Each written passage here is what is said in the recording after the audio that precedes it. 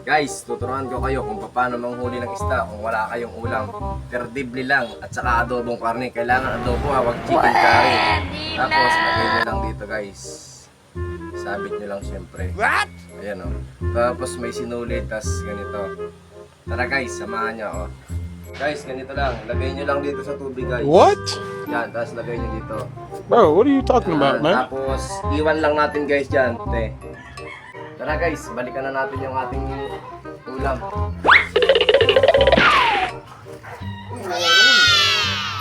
Meron. Ay, hipon! Ayan guys, mas malakas kumain yung hipon. Nauna pa. O yan guys, may ulam na tayo ngayon. Tapos lagay ulit natin guys. Tara guys, dahil pangalawang ano na natin, pangalawang pandaw na natin. Tara guys.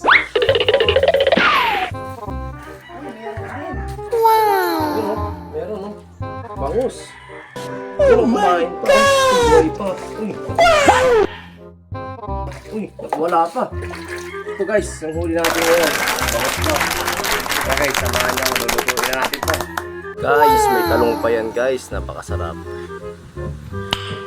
Nice.